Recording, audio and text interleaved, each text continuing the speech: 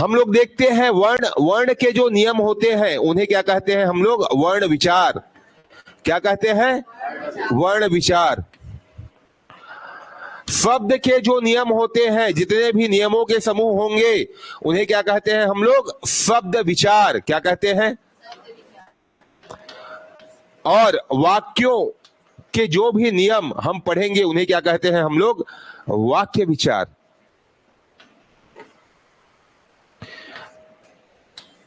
व्याकरण इन तीनों का सम्मिलित रूप है। ठीक है, इन सब का क्या है? सम्मिलित रूप है। ठीक है, तो सबसे पहला हम लोग देखेंगे अभी वर्ण विचार, स्टार्ट करेंगे वर्ण विचार। ठीक है, तो वर्ण विचार जानने से पहले हमको यह भी जानना होगा कि वर्ण किसे कहते हैं। ठीक, देखो भाषा को के दो प्रकार होते हैं, मैंने बताया कौन कौन से? मौखिक और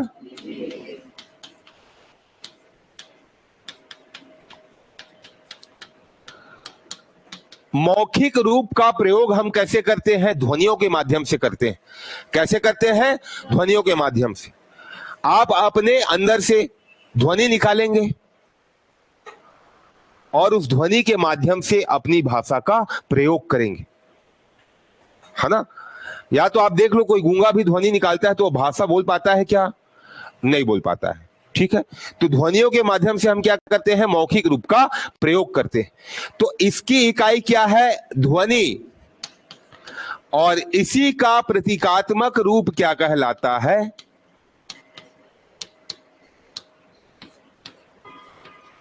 वर्ण कहलाता है। ठीक है, कहने का अर्थ प्रतीकों के माध्यम से ध्वनि को व्यक्त करना ही क्या है? वर्ण। क्या है? वर्ण। और किसी भाषा के लिए जितनी भी ध्वनियों का प्रयोग किया जाता है उनके समूह को हम लोग एक साथ कह देते हैं वर्णमाला।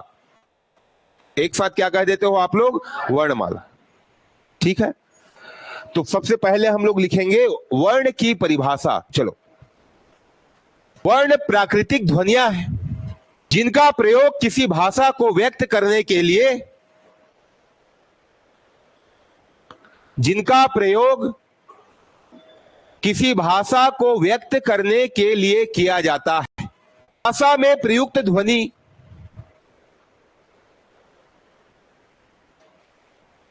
को लिखित रूप में भाषा में प्रयुक्त ध्वनि को लिखित रूप में प्रतीक या चिन्ह के माध्यम से व्यक्त किया जाता है। इन प्रतीक और चिन्हों को ही वर्ण कहा जाता है।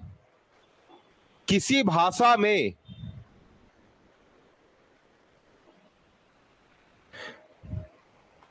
प्रयुक्त होने वाले सभी वर्णों के समूह को संयुक्त रूप से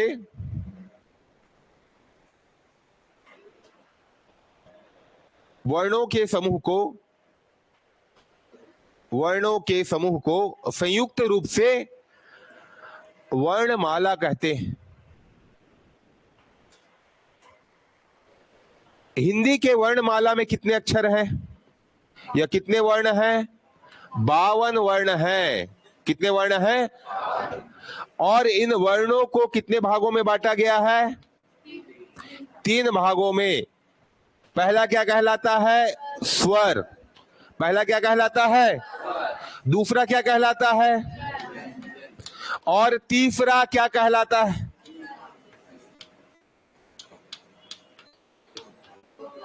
क्या कहलाता है तीसरा? अयोगवाह। पहला जो स्वर है इनकी संख्या कितनी है? 11। व्यंजनों की संख्या कितनी है? ठीक है, अयोगवाह की संख्या कितनी है? भ्रम टूटेंगे, धीरे धीरे टूटते हैं, है ना? अयोगवाह की संख्या कितनी है? गिनती गिनो। हो गया 52। ठीक है, चलो। तो अगला हम लोग देखेंगे स्वर। पहले ये लिखोगे, उसके बाद स्वर, ठीक है। और स्वरों के प्रकार। स्वर किसे कहते हैं, ठीक है। ऐसे वर्ण जिनके उच्चारण में जो ध्वनि है वह बिना किसी रोक या बाधा के शरीर से बाहर आती है, उसे क्या कहते हैं हम लोग, स्वर कहते हैं। जैसे अ बोलते हो तो कहीं पर रोक नहीं आता है ना, बिना किसी रोक टोक के कहां निकलती है ध्वनि, बाहर आती है, तो उसे क्या कहते हैं हम लोग, स्वर, ठीक है। तो लिखोगे स्वर। ऐसे वर्ण जिनके उच्चारण में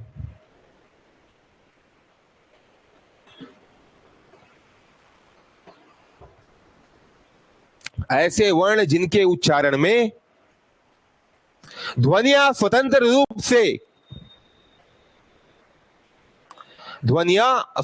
रूप से बाहर आती हैं,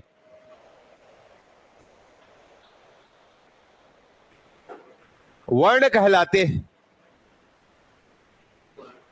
अच्छा, स्वर कहलाते हैं, लिखो स्वर कहलाते हैं, ठीक है। लिख लिए।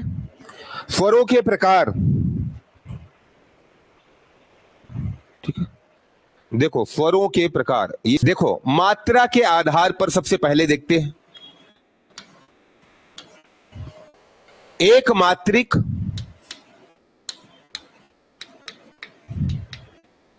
द्विमात्रिक और त्रिमात्रिक स्वर।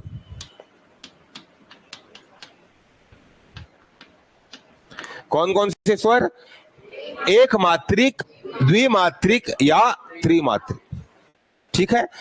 यहां पर हम इसे क्या कहते हैं, लघु स्वर भी कहते हैं। क्या कहते हैं,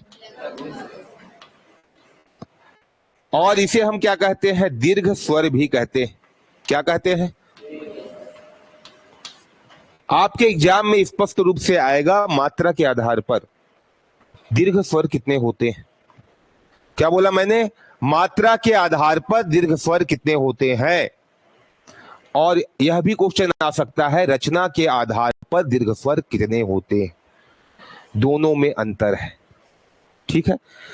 जैसे लघु स्वर हम देखते हैं, स्वर कौन कौन से होते हैं, सबसे पहले बताओ। अ के बाद आ के बाद ई के बाद, इसके बाद ऊ के बाद बड़ा ऊ, ठीक है। बड़ा ऊ के बाद री के बाद ए के बाद ए के बाद ओ, और ओ के बाद औ के बाद, ठीक। तो देखो जहां जिन स्वरों के उच्चारण में एक मात्रा का समय लगता है, कितना समय लगेगा, एक मात्रा का, उन्हें क्या कहते हैं हम लोग, एक मात्रिक स्वर कहते हैं। उन्हें क्या कहते हैं, एक मात्रिक स्वर। जैसे अ, ई, उ और री, ये चार क्या कहलाते हैं, हमारे लघु स्वर या एक मात्रिक स्वर, ठीक है। देख लो द्विमात्रा, दो बार मात्रा नहीं लिखी है इसमें, एक ही बार, ठीक है। क्या कहलाते हैं, एक मात्रिक स्वर। क्या कहलाएंगे, एक मात्रिक स्वर। जहां पर स्वर के उच्चारण में दो मात्रा का समय लगे वहां पर वह क्या कहलाएंगे, द्विमात्रिक। और इनकी संख्या कितनी है, 7। इनकी संख्या कितनी है, 7। 7 और 4 11, ठीक है। तो इसमें कौन कौन से आएंगे, आ के बाद बड़ा ई के बाद बड़ा ऊ के बाद ए ओ और औ, ठीक है। आप यही किनारे में लिख लेंगे, एक मात्रा का समय, दो मात्रा का समय, ठीक है। उच्चारण,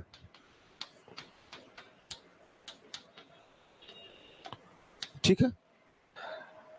त्रिमात्रिक स्वर ऐसे स्वर जिनके उच्चारण में 3 मात्रा का समय लगता है। कितना समय लगता है? उन्हें क्या कहते हैं? त्रिमात्रिक स्वर कहते हैं। और इन्हें ही प्लुत स्वर के भी नाम से जाना जाता है। किसके नाम से जाना जाता है? इसके लिए हम लोग अंग्रेजी के एस अक्षर का प्रयोग करते हैं। किसका प्रयोग करते हैं? एस। और साथ में कभी कभी हिंदी के 3 अक्षर का भी प्रयोग, 3 अंक का भी प्रयोग करते हैं। जैसे हम लोग लिखते हैं ओम, ठीक है। जैसे हम लोग लिखते हैं रा,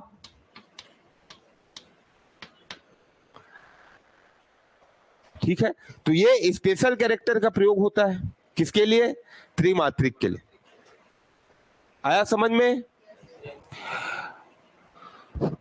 देखो यहां पर एक क्या रहेगा? पहले दीर्घ स्वर, और दीर्घ स्वर के बाद फिर से क्या आ जाएगा? लघु स्वर। तो 3 मात्रा का समय लगा। पहले दीर्घ स्वर, 2 मात्रा का समय, फिर एक लघु स्वर। तो 3 मात्रा का समय। जैसे रा बोल रहे हैं तो आ आया, उसके बाद फिर से अ आया। क्या आया? अ। मतलब 3 मात्रा हुई, और इसलिए हम लोग क्या लिखे? ठीक है। रचना के आधार पर हम लोग देखते हैं, यही विभाजित कर देता हूं मैं, ठीक। रचना के आधार पर स्वरों के प्रकार। रचना के आधार पर 2 प्रकार के होते हैं, मूल स्वर, ठीक है। मात्रा के आधार पर 3, रचना के आधार पर 2। मूल स्वर और संधि स्वर। कौन कौन से स्वर? मूल स्वर और संधि स्वर, ठीक है। तो मूल स्वर हम लोग देखते हैं, मूल स्वरों की संख्या कितनी है? 4। जैसे अ, ई, उ और री। ऐसे स्वर जो किसी अन्य स्वर से मिलकर नहीं बने होते, जो अपने मूल रूप में विद्यमान होते हैं, वह क्या कहलाते हैं? मूल स्वर कहलाते हैं। क्या कहलाएंगे? संधि स्वर के 2 भाग हैं। एक हमारा कहलाता है दीर्घ स्वर, और एक क्या कहलाता है? संयुक्त स्वर। क्या कहलाता है? संयुक्त स्वर, ठीक है। जैसे दीर्घ स्वर में हम लोग देखते हैं, एक ही प्रकार के स्वरों से मिलकर बने स्वर क्या कहलाते हैं? दीर्घ स्वर कहलाते हैं। जैसे अ के बाद यदि फिर से अ की ध्वनि आए तो वह क्या बन जाएगा? आ बन जाएगा। क्या बनेगा? आ। इसी प्रकार ई के बाद यदि क्या आ जाए? ई आ जाए तो वह क्या बन जाएगा?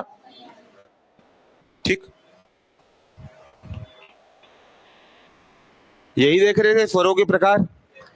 किसके आधार पर देख रहे थे? रचना के आधार पर। कलर चेंज करूं?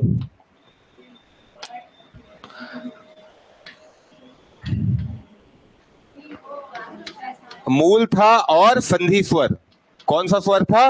मूल और संधि।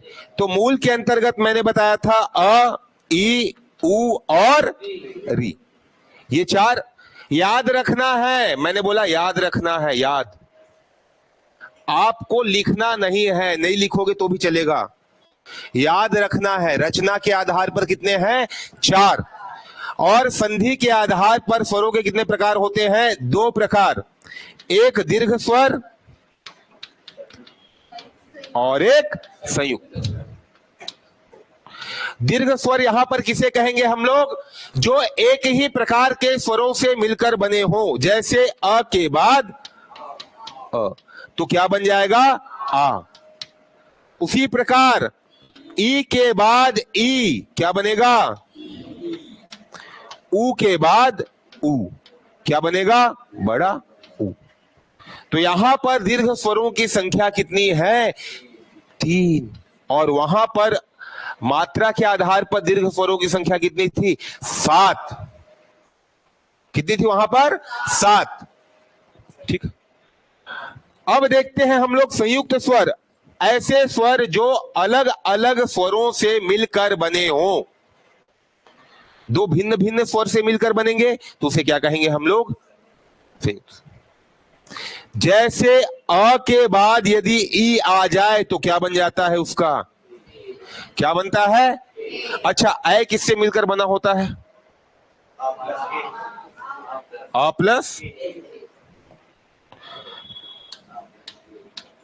प्लस ए, ऐ। ठीक है।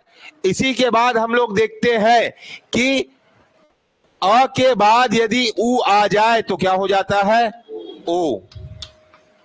और आ के बाद यदि उ आ जाए तो क्या हो जाएगा? ओ आएगा तो क्या हो जाएगा?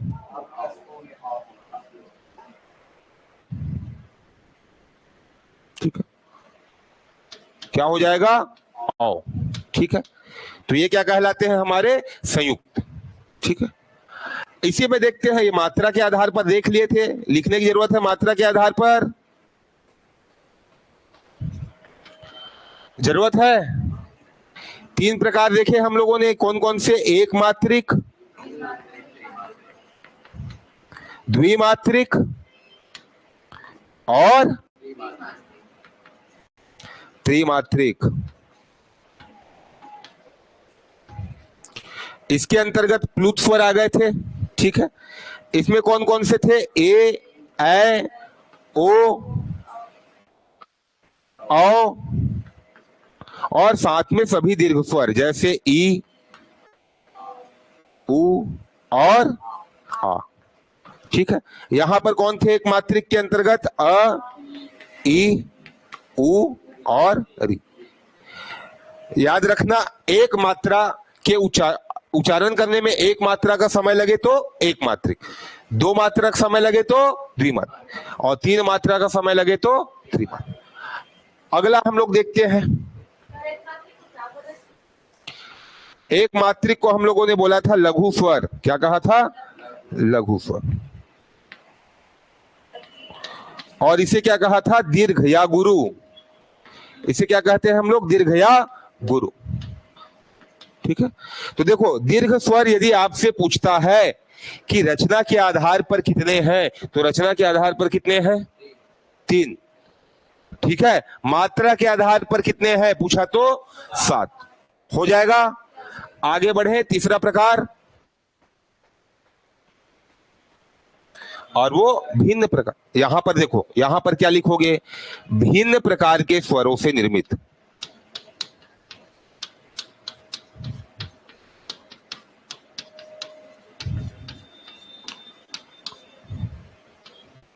ठीक है। और यहां पर क्या लिखोगे आप कोष्ठक में? 2 समान मूल स्वरों से बने। अब हम लोग देखते हैं जो मेजर टॉपिक है हमारा, जिह्वा के प्रयोग के आधार पर। किसके आधार पर?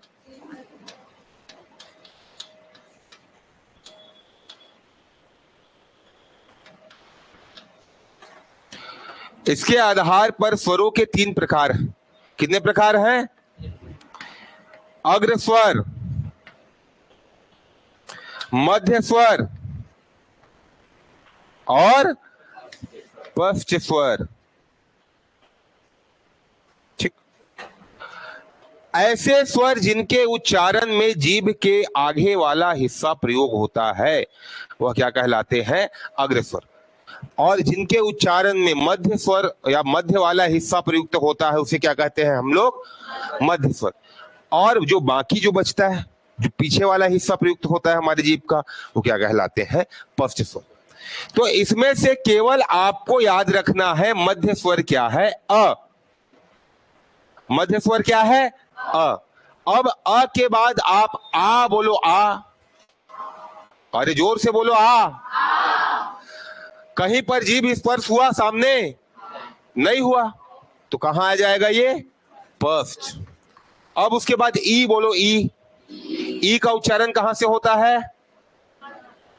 कहां से होता है? अरे मूर्धा तालु कहां से होता है? ई ई का उच्चारण कहां से होता है? ये हमारी जो जीभ है, जीभ जो है वह कहां स्पर्श करती है? दांत के नीचे, दांत के पास में नीचे, ई है ना। ई सही ढंग से उच्चारण करोगे तो बहुत नीचे जाती है जीभ। जोर से बोलकर देखो, ई। जीभ दांत के पास कहां जा रही है? बहुत नीचे जा रही है ना। तो इसको क्या बोलते हैं हम लोग? तालु। और इसके उच्चारण में हमारे जीभ का कौन सा भाग प्रयुक्त हुआ?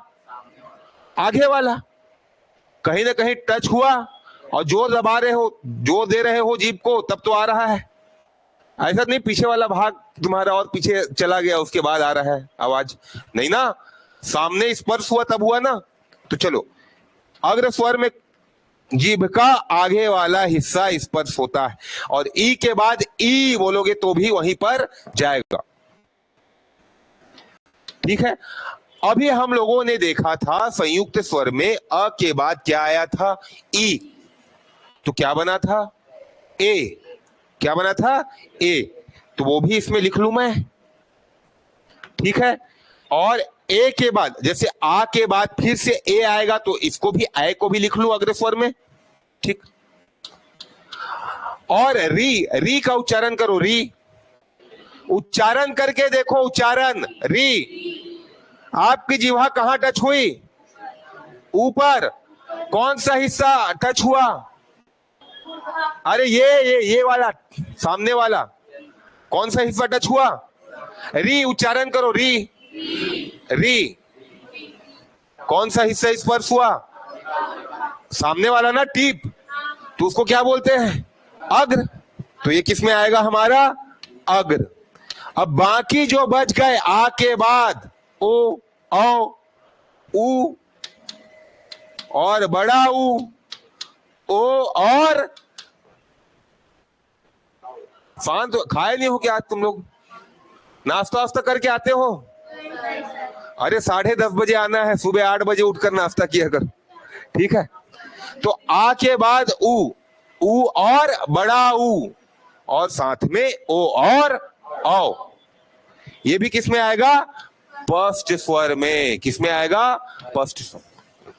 तो इसमें जिह्वा के पीछे का हिस्सा है ना।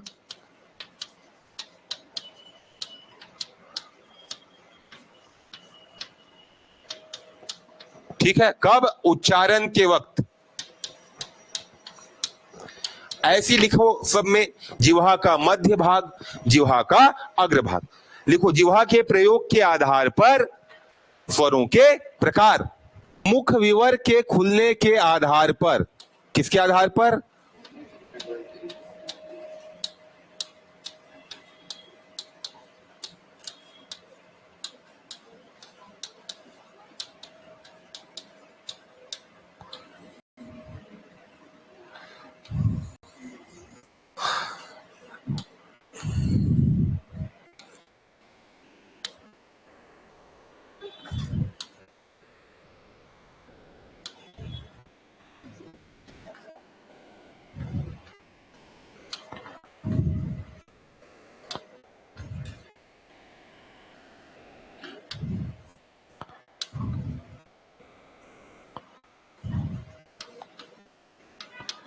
देखो, मुख विवर के खुलने के आधार पर स्वरों के 4 प्रकार होते हैं। कौन कौन से? विविक्त, अर्धविविक्त, अर्ध संवित्त और संवित्त।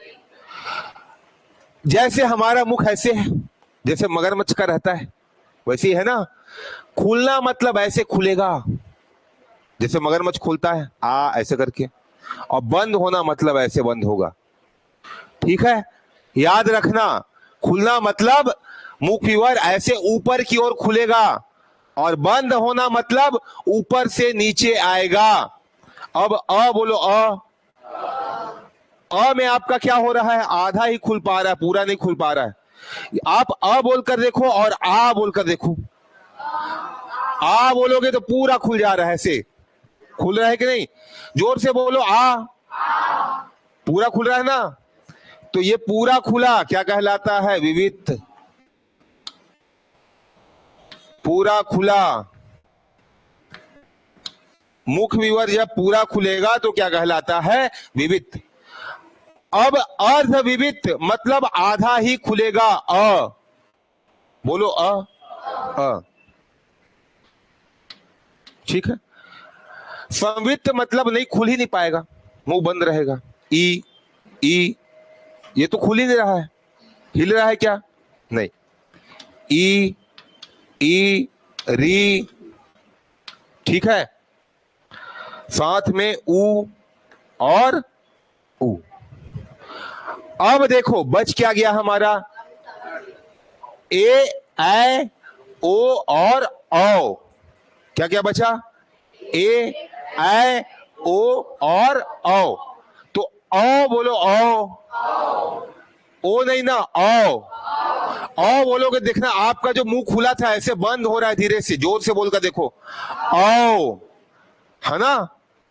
अरे मांसपेशी को चलाकर देखोगे तब समझ में आएगा। औ बंद हो रहा है ना आधा, तो ये औ आ जाएगा, अर्ध बंद, औ आधा बंद।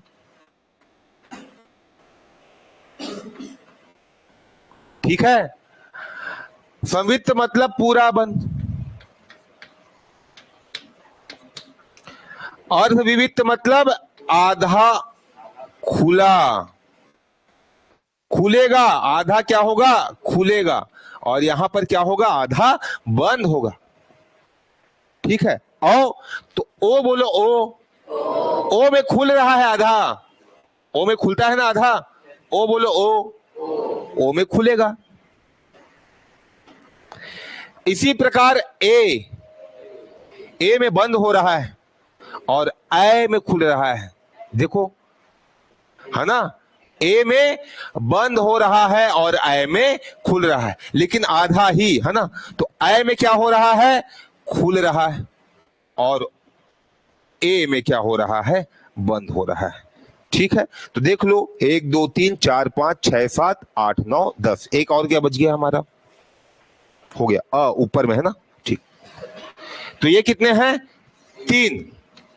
ये कितने हैं? 2। ये कितने हैं? 5। और ये कितने हैं? 1।